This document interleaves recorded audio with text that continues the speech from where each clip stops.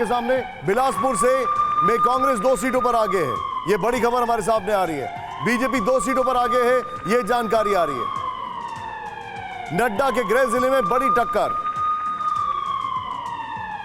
सापरा साहब इस वक्त हमारे साथ हैं, चरण सिंह सापरा। उन्होंने कहा सीधे सीधे, प्रवीण कुमार जी आम आदमी पार्टी से। सापरा साहब आपको रोकने के लिए माफी चाहूंगा, बीच में ब्रेकिंग आ गई थी। प्रवीण कुमार जी, सापरा साहब ने सीधे सीधे कहा, सापरा जी ने, कि आप लोगों ने बीजेपी की मदद की है। ये इनका आरोप है। आपका रिएक्शन कैसे, चाहे वो गुजरात हो या फिर वो हिमाचल हो, आपका क्या रिएक्शन है इस पर? नहीं, बिल्कुल जिस तरीके से आप सब देख सकते हैं कि 10 साल पुरानी पार्टी आम आदमी पार्टी, और आम आदमी पार्टी 10 साल में लगभग जो है दिल्ली के लोग, देश के लोग इतना पसंद कर रहे हैं कि उन्हें जो है 13% वोट शेयर अभी तक मिल चुके हैं, और लगातार अभी वोटिंग की काउंटिंग जो है वो जारी है, और लगातार आम आदमी पार्टी जो है राष्ट्रीय पार्टी बनने की कगार पे। और आम आदमी पार्टी जो है ये 10 साल पुरानी पार्टी, और 10 साल पुरानी पार्टी में लोगों को इतना प्यार, इतना विश्वास, इतना समर्थन मिला है कि लगातार जो है आम आदमी पार्टी पूरे देश भर में, पूरे अलग अलग राज्यों में प्यार और विश्वास मिल रहा है। दिल्ली में 3 बार सरकार आम आदमी पार्टी ने बनाई, पंजाब में आम आदमी पार्टी की सरकार है, गुजरात के लोग इतना पसंद कर रहे हैं। तो आम आदमी पार्टी जो है लगातार उभरती हुई पार्टी। और कांग्रेस की बात करें तो कांग्रेस जो है वो दिल्ली में भी यही कहता था कि आम आदमी पार्टी के डॉक्टर महेंद्र भाई पडालिया जीते, जो है दिल्ली में वोट कटुआ पार्टी बन चुकी है। एमसीडी में आम आदमी पार्टी ने दिल्ली में लगातार, कांग्रेस ने बहुत आम आदमी पार्टी के वोट काटे। तो इसलिए आम आदमी पार्टी जो है लगातार लोगों के दिलों में बसती है, लोगों के प्यार में बसती है, और आम आदमी पार्टी लगातार उभरती हुई पार्टी है और नेशनल पार्टी बनने जा रही है। आम आदमी पार्टी जो है नहीं सर, मेरा सवाल कुछ और था। मेरा सवाल यह था कि सापरा जी ने सीधे सीधे कहा कि आप लोग बीजेपी की मदद कर रहे हैं। बहरहाल मैं अभी आपके पास आ रहा हूं। गुरु प्रकाश जी हमारे साथ हैं। गुरु प्रकाश जी, आप पहले तो बहुत बहुत बधाई आपका जो परफॉर्मेंस है, लेकिन हिमाचल अटकता हुआ दिख रहा है, साफ दिखाई दे रहा है। अभी हमारी टैली कह रही है बीजेपी 31, कांग्रेस 34।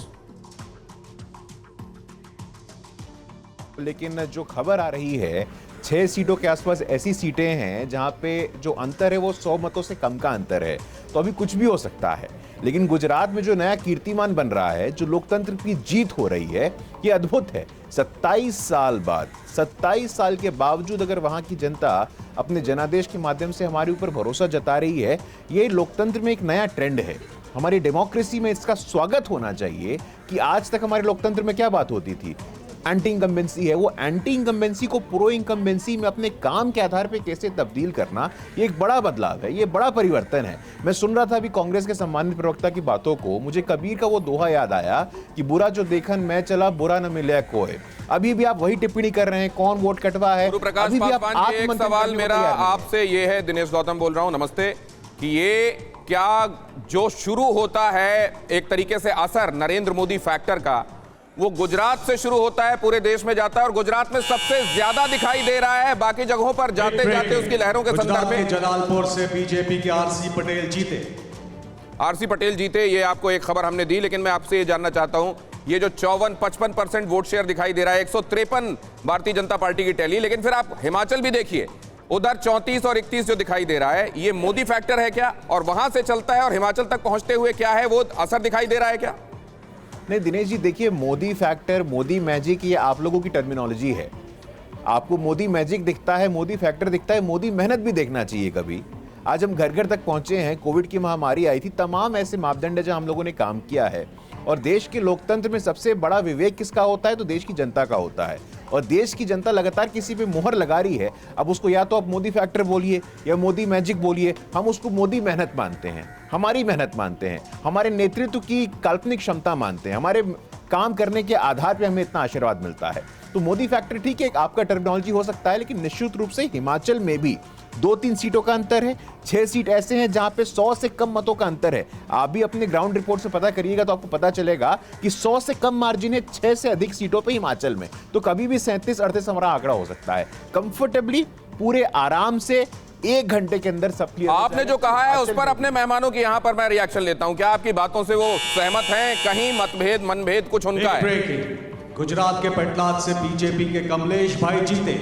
कमलेश भाई जीत गए, चलिए। नहीं, कमलेश भाई तो जीत गए हैं, लेकिन भाजपा के जो है प्रवक्ता साहब हमारे, उनको ये बताना चाहिए ये सिर्फ जीत जो है या ये गुजरात बनावे छुआए वाली है, या ये कि ये राष्ट्रीय स्तर पर है, या गुजरात अस्मिता की जीत है ये। तो ये अगर गुजरात अस्मिता की जीत है या काम की जीत है, यहाँ एक बहुत पतली सी धारा है, अगर वो स्पष्ट कर सके तो ज़्यादा अच्छा होगा। ये गुजरात की अस्मिता की जीत है क्या? जी नहीं, देखिए ये निश्चित तौर पर एक सांगठनिक, वैचारिक और नेतृत्व की प्रतिभा की जीत है मेरे हिसाब से। और मोदी जी वगैरह जितना मेहनत करते हैं वो बात मैं उनसे सहमत हूँ। उस तरह से जो उनका प्रतिद्वंदी है वो वैसी मेहनत करते हुए नहीं दिखते। मुख्य प्रतिद्वंदी कांग्रेस आ रही है। आपने देखा कि सिर्फ राहुल गांधी की एक दिन में 2 रैली हुई, और केंद्रीय नेतृत्व में जो उनके अध्यक्ष बने वो बिल्कुल आखिर में चुनाव में गए, और एक बात उनकी पॉजिटिव गई, दूसरी कंट्रोवर्सी नहीं, लेकिन जब हम लगातार वहां की जनता से बात कर रहे हैं, एक बात जो हमने खुद सुनी वो ये कहा कि मोदी जी जैसा हार्ड वर्किंग कोई नहीं है। वहां एक महिला ने उस दिन कहा जिस दिन मोदी जी खुद वहां वोट देने के लिए गए हुए थे।